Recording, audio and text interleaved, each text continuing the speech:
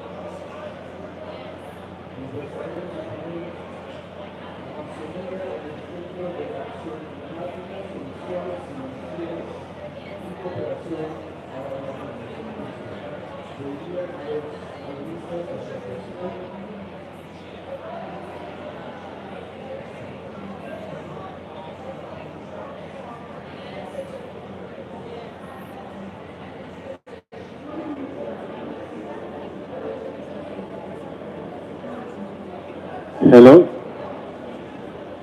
Hi, colleagues. I think, if you don't mind, I think that we can start, no? Because it's already 2:10,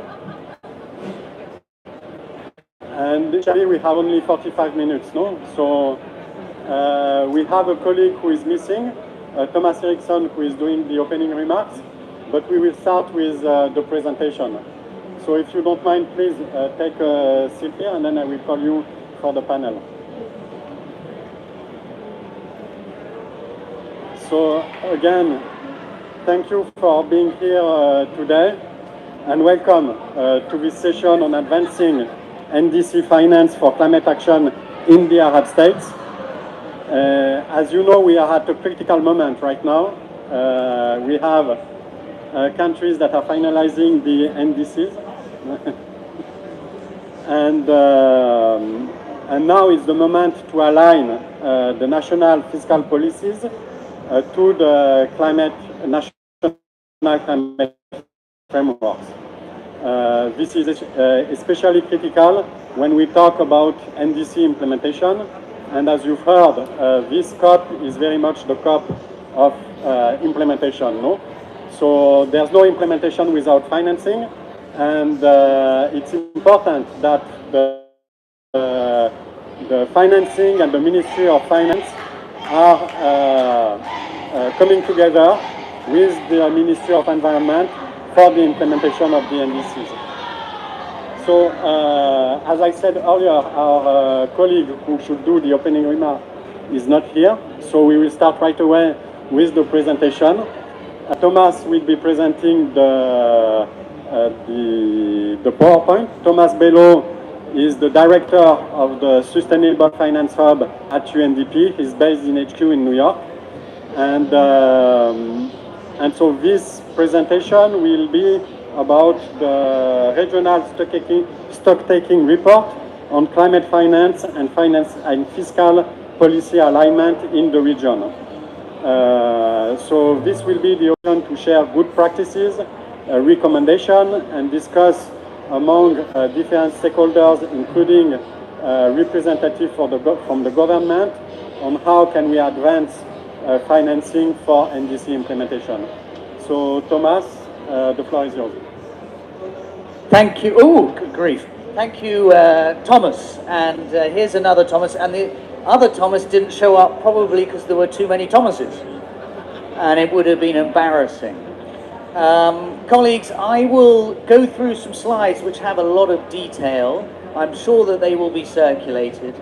And before, just to say a bit about why this is so important in my mind. The coalition established in 2019, and I was based in Bangkok in the Asia Pacific at that time.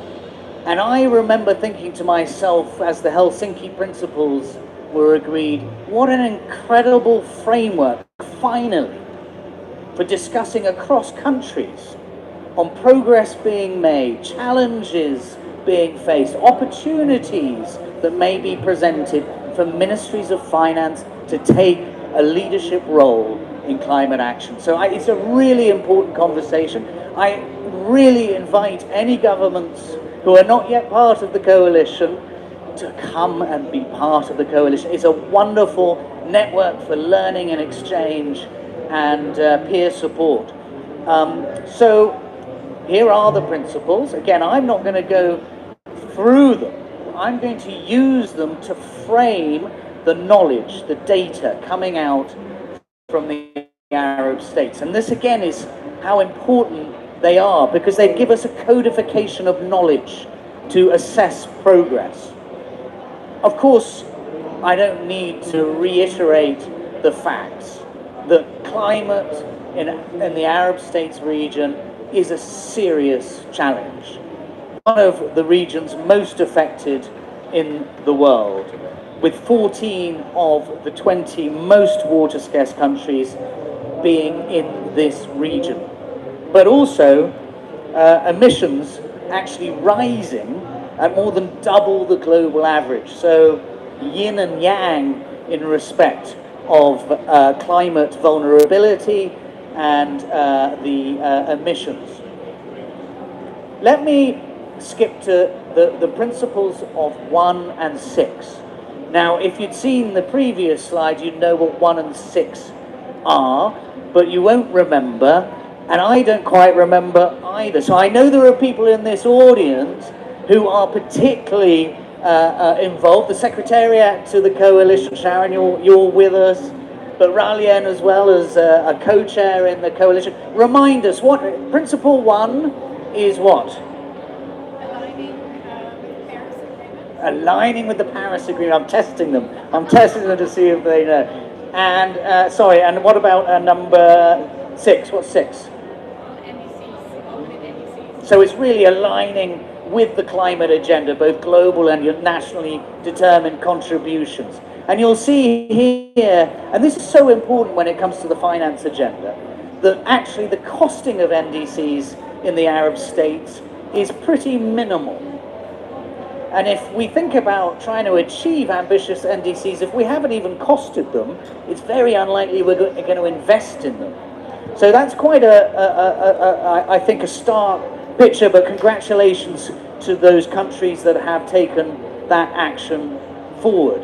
And even with just a few costed, you can see the scale of investment need that's being put in there. I think it's saying there's $600 billion with those that have costed.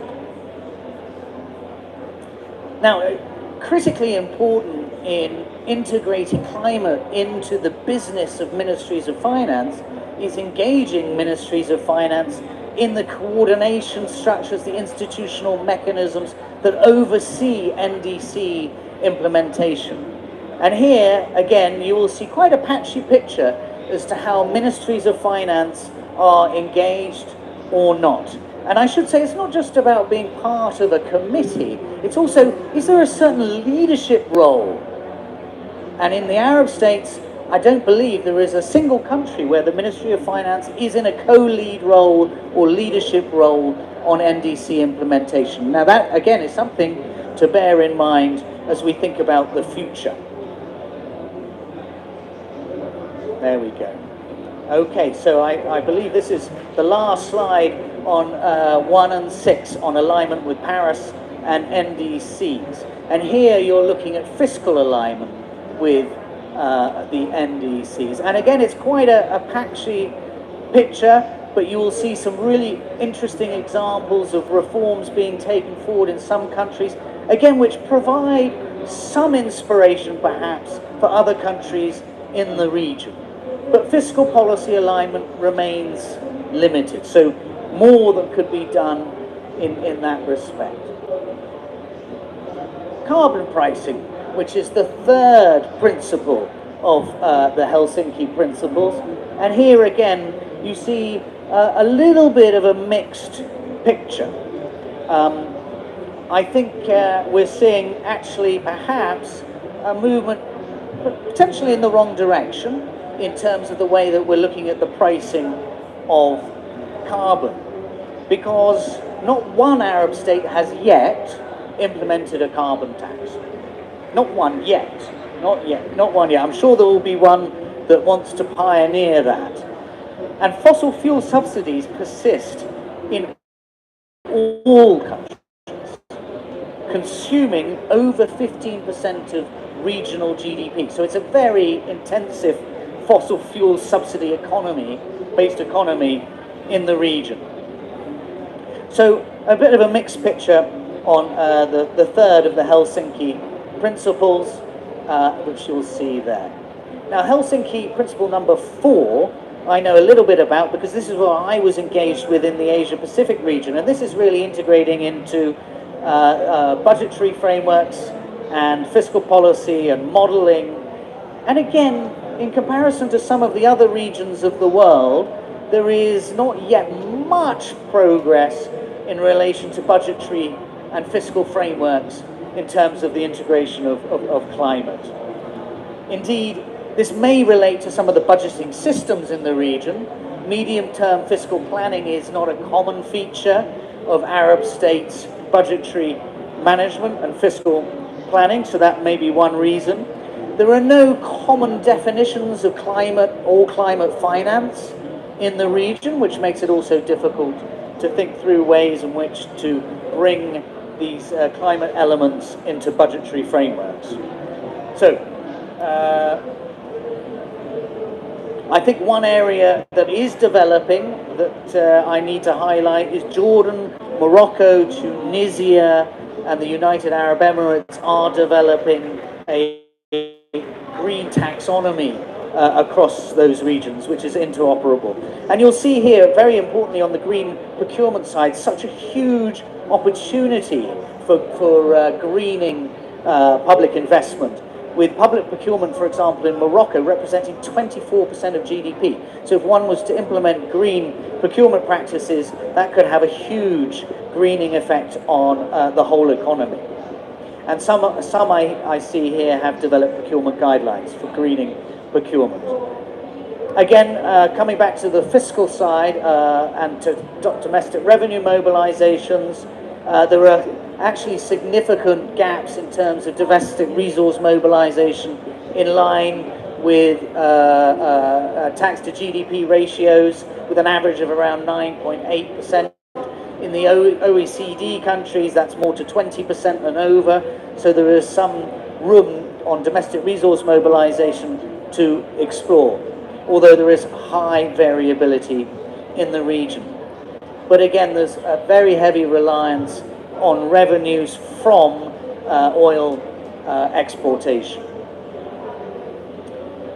So let me skip now to the headline of this slide only, which is of that figure that we saw at around the $600 billion mark of the cost of those NDCs that have been costed, actual mobilization of finance is only at 1.6%, which again shows a huge gap to be filled in the way that we look at finance for NDCs in the Arab states.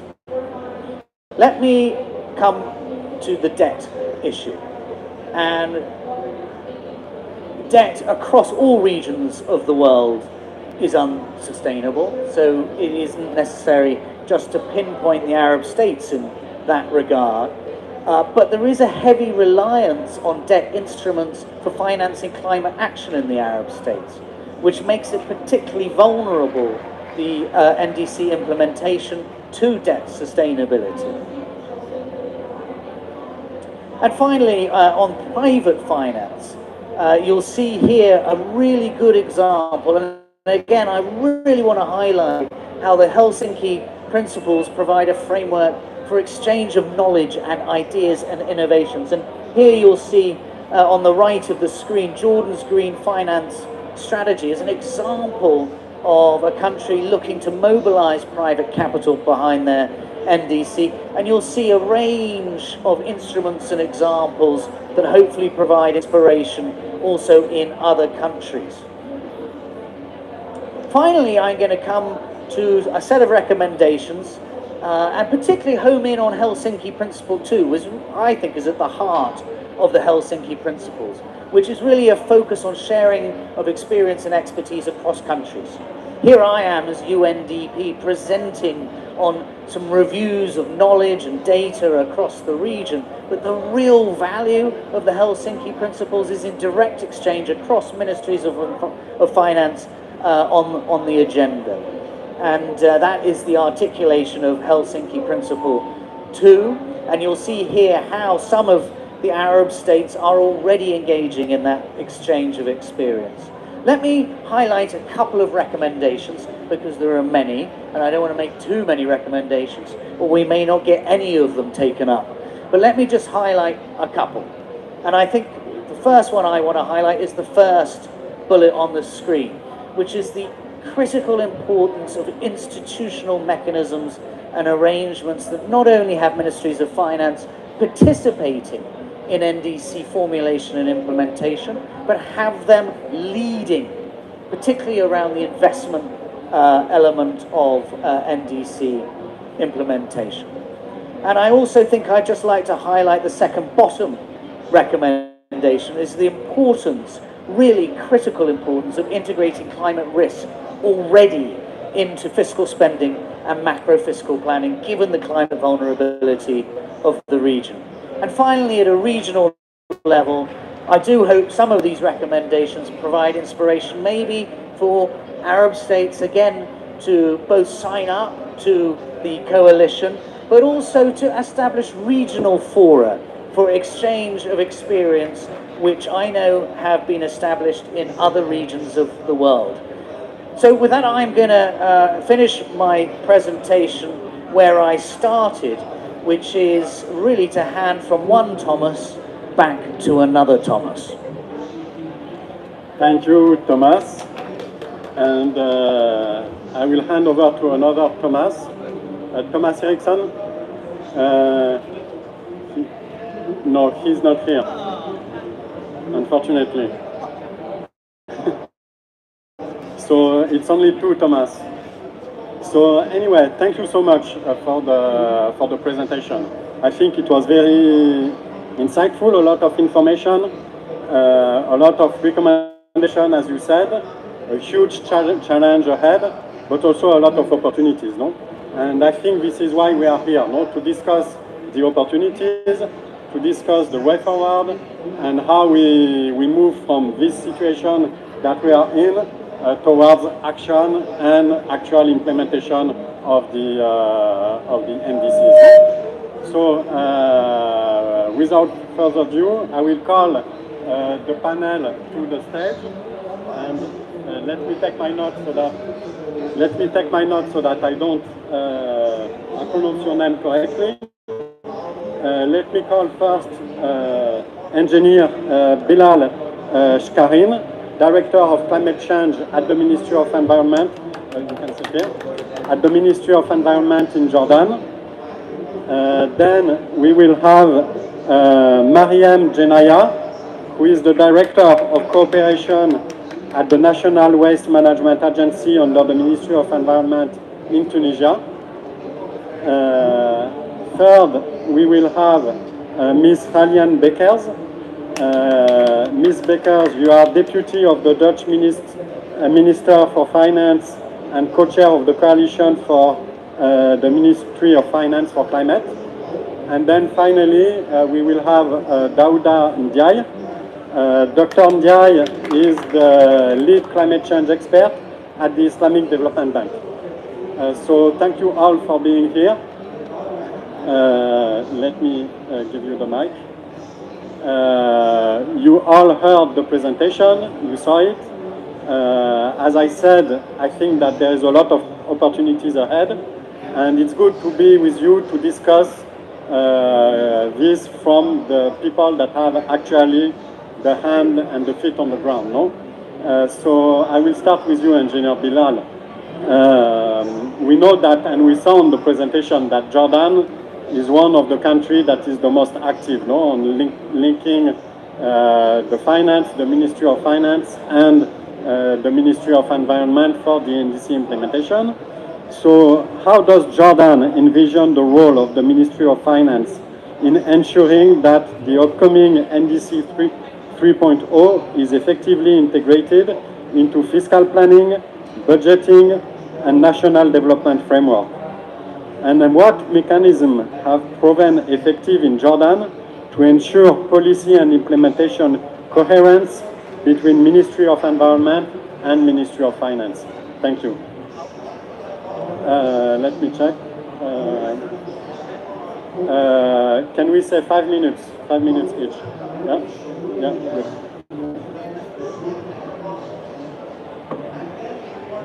Do this for? Okay. Well, first of all, thank you so much for for Thomas and all of Thomas's here that we have, and also all of our colleagues. Well, about the finance and physical issues, it is sometimes complicated. So the issues that always we should know what are we doing, know what's the needed, what's the data available ones, where should I interfere, or where should I leave the things in order to gather, let's say, domestic finance, things like that. Well, by the way, I'm so happy having Ms. Raleen here with us. She was one of the pioneers worldwide in the NDC partnership, who helped us also in a very critical phase in Jordan to set our climate agenda within there. So the issue, sir, then 2021, Jordan did two financial issues. We've issued the Green Bonds guidelines, and also we defined what does it mean climate responsive project. What does it mean, let's say, public expenditure? What does it mean private expenditure?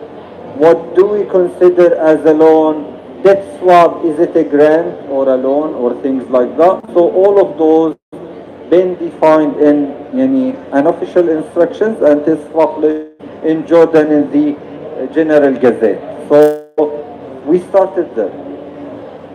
Then after that, we've worked with the Central Bank of Jordan in order to put what is called the green finance strategy. Within the green finance strategy, it has a number of pillars to be implemented, well implemented. We are working this year to finalize what's called the green taxonomy of Jordan. After the green taxonomy is finalized and adopted by the government, there will be climate disclosure of all financial institutions in the country to the Central Bank of Jordan. This is from a side, which we are talking about governmental side. Okay. At the same time, the government would give and would provide the commercial banks in the country, would give them not only the opportunity to use, let's say, green loans and green investment, but also will provide them yearly with a climate risk analysis, financial risk analysis, just to know where to invest, where not to invest. From a side, we're talking about Amman stocktake. It became the 14th in the world stocktake, who's entered within the climate disclosure. So all the members of Amman stocktake now is providing climate disclosure voluntary wise for this year, the upcoming years, but it is mandatory by 2027 to have this climate disclosure about what they are doing within it from a side. The other side, sir, is that also the government issued what's called green procurement system, so that we do not go within any kind of procurement issues, at least for the government, but that we see what's the affections or re-affections for the climate, how green is it, and to be followed. Those are the sets so that we can set where is the gaps that we do have it, what are we planning for the future. For the future, the government of Jordan in the adaptation in the updating of our NDC 3.0, we are engaging everybody by law, by the law of climate change. On Article 4, we do have the National Committee of that, which is headed by the Ministry of Environment, and the members are 16 other inline ministries, including Ministry of Planning, including Ministry of Finance. So those are always with us.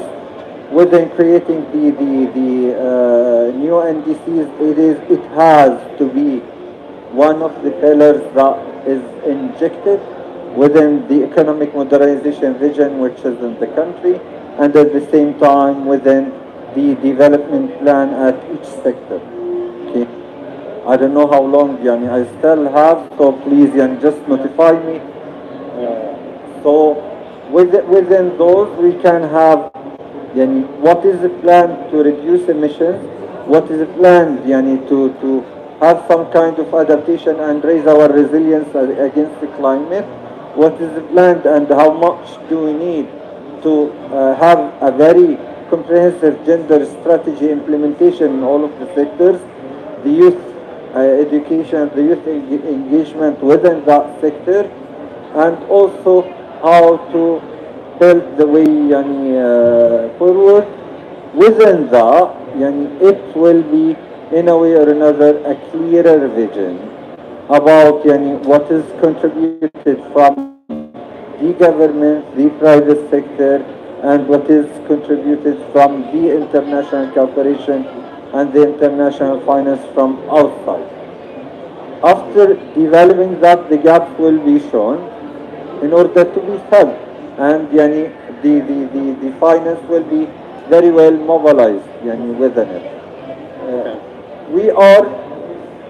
We've developed also in additional to all of that what is called the framework of Article 6, and it was even before 3 years which the Article 6, yet it didn't have consensus, so we kept it as a draft after Baku. After Baku, we are renewing those to be to have compliance within the things. So, and within that, we're gonna create a national emission trading system, and a mechanism to have ITMOSs from outside the country to complete the loop. I will pause here because we have lots of Thank you. other issues to talk about. Thank you so much. I think, that is very inspiring, and I like also, the sequencing and the fact that, you proceed, in a very structured way. And you mentioned also that it's not only Ministry of Environment with Ministry of Finance, but other ministries are also involved, Ministry of Planning, sector ministries, etc. And thank you for this experience that you just shared. Now, let me turn to Tunisia. Ms. Jenaya, could you tell us from your perspective what are the main capacities or institutional gaps that limit the Ministry of Finance ability to coordinate and manage climate finance effectively? And how can the collaboration between the Ministry of Finance and Environment be strengthened to move from fragmented climate budgeting toward a unified approach that supports the NDC 3.0 implementation? Thank you. Thank you. First of all, I would like to express my honor and my great pleasure to participate with you in this very nice panel. To thank the UN Triple Thomas for, for all this, for what you did for this panel. First of all, I would like to present what Tunisia did till now toward the NDC implementation. As Tunisia has already submitted the NDC 3.0 by the end of September, with a higher ambitious, according to 2030, we were at 45% carbon intensity. We want to 62% of carbon intensity by 2035 for our NDC 3.0. So, Tunisia, of course, involved all the stakeholders, the Ministry of Environment and the unit of climate change in the Ministry of Environment, involved all the stakeholders, especially and including the Ministry of Finance, in preparing at the early stage the CDNs, the different CDNs, NDCs, and also the NDC 3.0, in order to get involved and to already take into consideration the planification in the budget of all the programs and the projects included in the NDC. So a lot of work was done with the assistance of actually UNDP for capacity building of the Ministry of Finance, and an institutional arrangement is already undergoing to give the capability also for the Ministry of Finance to be leading also all the tracking financing, climate financing at national level. As the NDC 3.0, we need about $54.5 billion at national level to achieve our goals. So we need this engagement of the Ministry of Finance engagement in this work to achieve our goals. Many activities were done, as I said, capacity building, but also setting up a tracking and taxonomy activities for the budget and for the development plan that is projected to implement also the NDC by the time that the NDC 3.0 includes it's a world economy-wide at national level, economy-wide. Planification. It included all the economic activities, and we added at the NDC 3.0 other activities according to adaptation to agriculture, water, youth, and many other sectors. So we know that also the involvement of all the partners, especially the Ministry of Finance, is crucial to reach the climate finance. And we had already with the GCF through different readiness programs since 2015. A program of capacity building, preparing a program, work program, and a pipeline of projects to get financed by the climate finance, and all this work, and we identified the priorities. We also worked on even concept notes, and we start preparing, and we lately submitted a new readiness to GCF to get another readiness program of about $1 billion in order to involve also the different stakeholders and the Ministry of Finance in implementing the NDC 3.0 to reach the goals at national level. So this readiness, new readiness that was submitted by end of December, will finance, among others, the capacity building and the involvement of Ministry of Finance, and including the NDC in the planification at national level, and to break down it into projects and programs, and to look for financing through donors, through bilateral, multilateral, regional, and directly to the GCF maybe fund, because Tunisia has not yet, even though we have a DNA since 2015, we get involved in some regional projects, but not yet a national project directly financed from GCF, and that's what we are working on right now with the different stakeholders, partners, especially Ministry of Finance, the Central Bank of Tunis, and the sectorial ministries to get into these financing these funds, especially the GCF. We have also accredited we have an institution which is accredited GCF, which is the agency at national level, which is the Agency of Promotion of Agriculture, which got recently accredited GCF, to get funding from GCF. And we have another institution, which is the Fund of the Deposit and Consignation, which also ongoing accreditation process, which will get maybe on 2026. So we have all these institutional arrangements setting down to get ready with all the stakeholders, the banks, the national banks, the Ministry of Finance, the Central Bank of Tunisia, to get ready to go maybe into these to get tracking these climate financing. Thank you so much for your intervention. I think what you said also illustrates the nature of the work that is needed. You mentioned capacity building. You mentioned the tracking system, which is extremely important for transparency and accountability.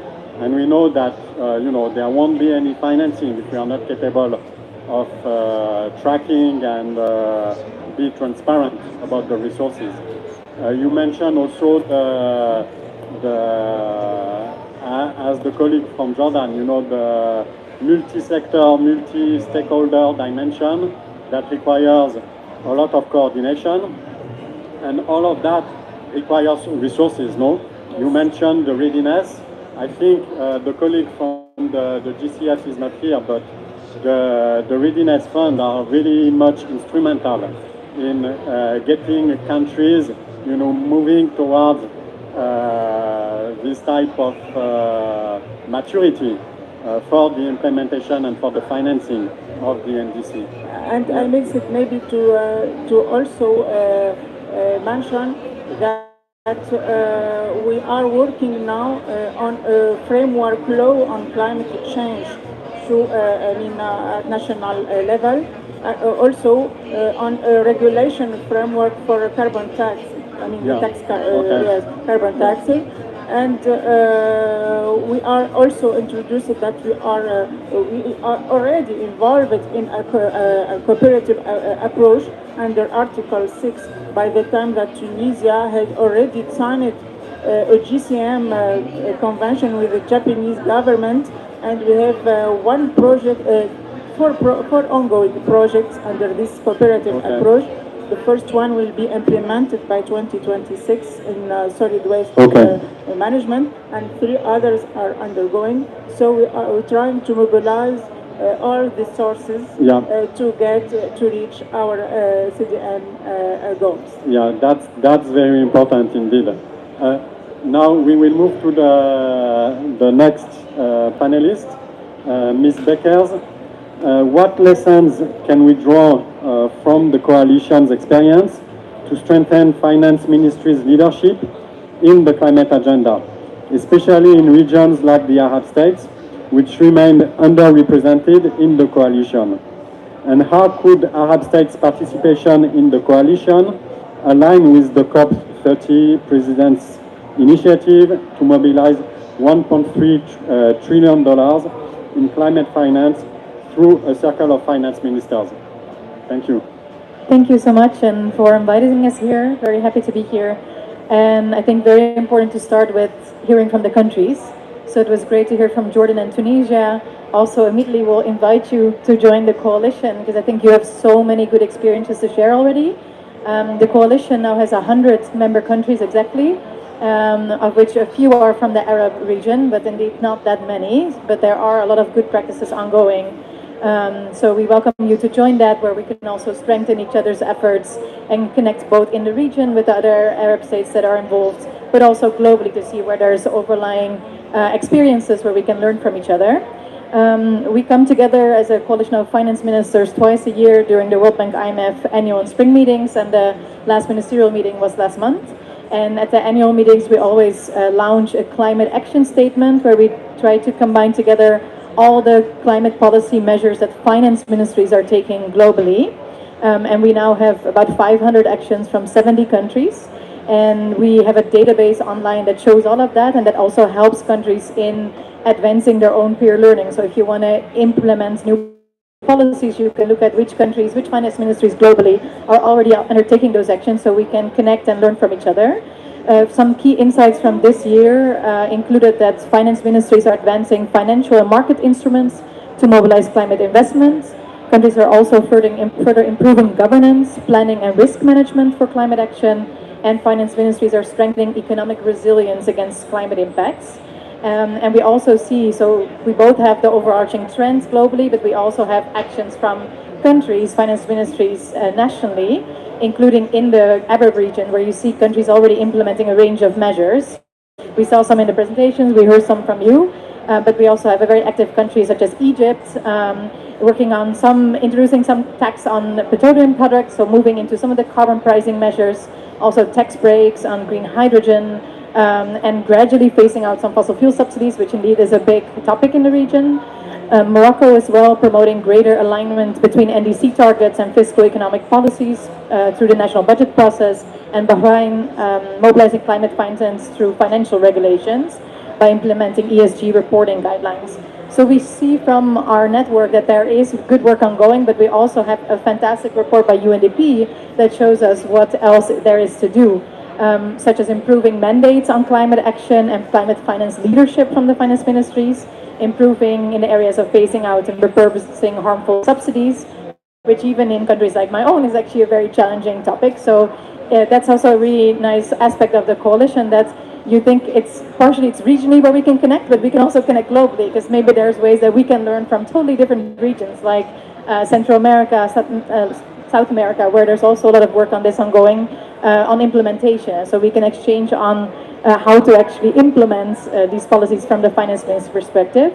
And also a big point on how to attract sufficient climate finance to meet the growing needs, including by property costing NDCs. So in the coalition, what we mostly do is to foster peer exchange and knowledge sharing through both ministerial dialogue and technical work streams. So we have some work streams on carbon pricing, on private sector mobilization, on NDCs and Paris alignments, which also includes like country platform coordination, which can particularly be relevant perhaps to the Arab states. Also, about a year and a half ago, we launched this NDC support initiative because we know from previous experience that finance ministries haven't been very involved in the NDCs. Now we're at COP30, so now we have the NDCs 3.0, where we're nearly there with most countries. There's some improvement in the involvement of finance ministries, but it will be critical for them to be involved in the finance and implementation phase. So that would be some other very important area of work with some good suggestions and experiences shared here. Maybe to conclude on regional exchange specifically, because we've now grown to be 100 members, it's very much. So we see more demand from countries to learn more context-based, so also have regional exchanges. So next month in Zambia, we'll be convening a regional meeting for African countries, which includes also the MENA region. And there we'll be launching an Africa platform of the coalition. And there's also some initiatives like that in the other regions. So we also invite you to be part of that or to get involved in that. Then lastly, on the circle of finance ministers, so as a coalition, we've been very involved, specifically from the co-chairs and several members, so the Netherlands, myself, my finance ministry, and Uganda, who's the other co-chair, and we've been very much involved in the process to develop the report of the circle and the convenings of the circle, and specifically we're positioned in a place where we can support on the domestic actions, where finance ministries themselves can take actions, for example, on the enabling environment, on strengthening the frameworks in country that can help drive the finance mobilization, also as outlined in Bucket to Belém roadmap. And we will continue working on this specifically on priorities 3 to 5, both on domestic capabilities, country platforms, private finance mobilization, and so on. So we will continue that exchange, but also feed in and collaborate with the circle moving forward. So to conclude, just want to highlight that we will also bring together a public event of the coalition on Saturday at 4:30 p.m. where we'll hear also from the Minister of Finance of Egypt. So there the region will be represented too. So this is an open event. Please join us to have a continuous conversation on NDC implementation and the role of finance ministries to connect climate with economic, fiscal, and financial strategy and policy. Thank you. Thank you, and thank you for the invite. I think, you know, it's your message is very good because it's important to know that you are not, you know, there are all the other countries that are in the same process and you can learn from them. And so these kind of platforms and exchange are extremely important. And so having you and learning from other countries, I think, you know, it's the way to go. And also share your experience with the other countries because the other countries need to know what you do in your own country. So thank you so much for this. Now let me turn to Dr. Ndiaye. No? Dr. Ndiaye, how can institutions like ISDB or other multilateral development banks support government in developing standardized systems to track and report on climate finance? And how can these systems be linked to the NDC targets and national budgets to ensure greater accountability and impact at both national and regional level? Thank you. Thank you, and thank you for having me. This is quite a comprehensive question and very. Let me try to answer. So, if you see, when it comes to the ministries of finance, or in some cases ministries of economic and planning, those are our governors. So we have a direct link when it comes to, it's our entry point to the countries. So when we see them being more and more involved in, you know, through this coalition of ministries of finance, it's music to our ears, because it's really the link that will help us the same way we are doing Paris alignment at the level of the MDBs, to make sure that whatever we're doing in the countries is supporting the global climate action. The same way, if the countries have the systems in place to do the same, it will help all of us. So the way we are seeing it, we are providing technical assistance to our member countries. We have a center of excellence on Islamic finance, which is based in Kuala Lumpur. And we know that the government of Malaysia is very well advanced when it comes to green financing, when it comes to the central bank taking the lead in terms of ensuring that the whole of economy is looking at green finance. They have a sustainable finance framework that they have set up. So through the Center of Excellence, we are looking at supporting other member countries with the government of Malaysia. So we've seen that many countries like Benin, Togo, they came to the center to learn and see how they can develop through the central bank and through the Ministry of Finance sustainable finance frameworks. And we are also looking at the way that the governments are structuring green bonds. We are looking at the equivalence of bonds in Islamic finance, which is sukuk. So the green sukuk issuance as well, which is asset-based, which is a very interesting way, a very interesting instrument, because it helps in linking the specific assets in the projects that we are financing, how they can be used to leverage resources in the global market. So these are some examples that we see where we can have a role. We're also discussing with UN Espoir, and there have been a series of engagement and consultation on the tagging system, how we can work on tagging system at the country level. Us as institutions, we are developing it, making sure that we are tagging all of our investment to help when we go down to the country level, or when we are trying to reach the global market to issue green sukuk as an institution. It helps us when we are doing the tagging, and doing it with the governments as well will help.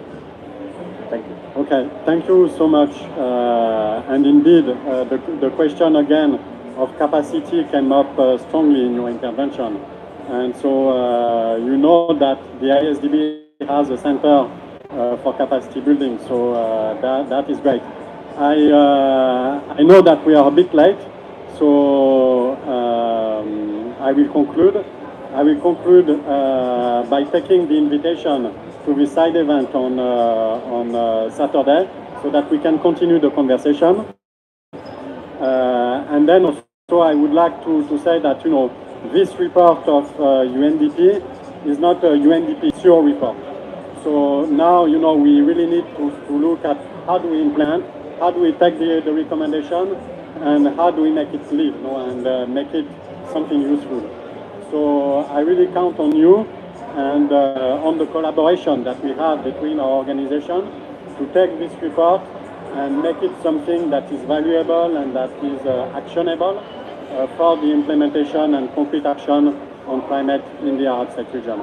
Thank you. And I would like to thank also the WGEO for giving us the space for this side event. And I would like also to apologize for the other colleagues that are behind us because we are a bit late. So sorry about that. Thank you all.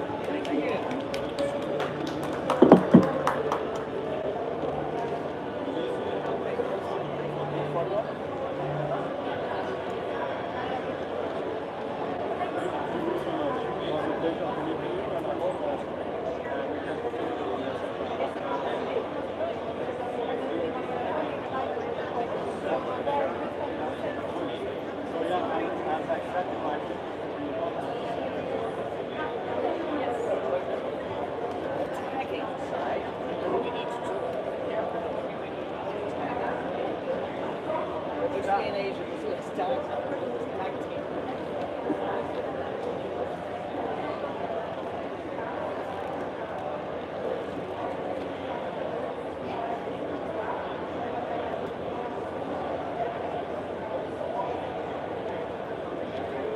Thanks, Thomas. Yeah. Let's exchange.